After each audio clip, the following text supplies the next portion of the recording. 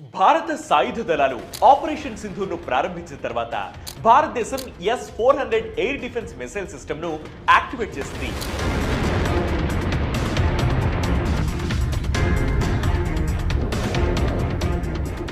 భారత వాయుసేన ఫ్లీట్ లో శక్తివంతమైన ఆయుధంగా ఉన్న S-400 మిసైల్ సిస్టమ్ భారతదేశంలో ఏ విధమైన వైమానిక దాడినైనా అడ్డుకోగల సామర్థ్యం కలిగి ఉంది.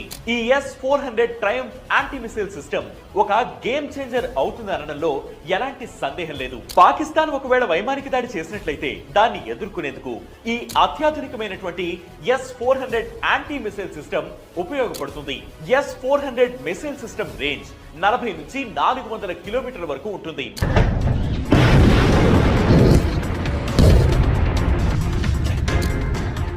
ఈ S-400 మిసైల్ టెక్నాలజీ కోసం 2018 అక్టోబర్లో రష్యా అధ్యక్షుడు పుటిన్ భారతదేశానికి వచ్చిన సందర్భంలో భారతదేశం మరియు రష్యా మధ్య ఒప్పందం కుదిరింది. మొత్తం 5 యూనిట్ల S-400 సిస్టంలను సుమారు 40,000 కోట్లకు కొనుగోలు చేసినట్లు తెలుస్తోంది. ప్రస్తుతం మిసైల్ టెక్నాలజీ ప్రపంచంలో అత్యంత శక్తివంతమైన రక్షణ వ్యవస్థగా పరిగణించబడింది. ప్రస్తుతం ఈ మిసైల్ టెక్నాలజీ ప్రపంచంలో అత్యంత శక్తివంతమైన రక్షణ వ్యవస్థగా పరిగణించబడుతుంది.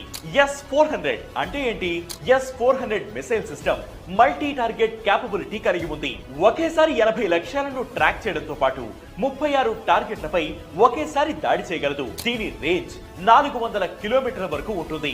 అంటే ఈ రేంజ్ లో ఉండే లక్ష్యాలను ఇది కనిపెట్టి వాటిపై ఎదురు దాడి చేస్తుంది. అలాగే 30 కిలోమీటర్ల ఎత్తు వరకు ఇది మిసైల్స్ ఎదుర్కొనే సామర్థ్యం ఉంది. ఇది విమానాలు, డ్రోన్లు, క్రూయిజ్ మిసైళ్లు మరియు బాలిస్టిక్ మిసైళ్లతో సహా అన్ని రకాల వైమానిక బెదిరింపులను హ్యాండిల్ చేయగలదు.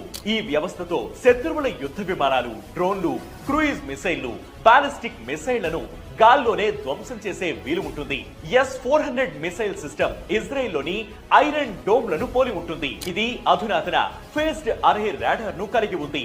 ఇవి స్టెల్త్ విమానాలు మరియు తక్కువ ఎత్తులో ఎగిరే లక్ష్యాలను గుర్తించగలవు.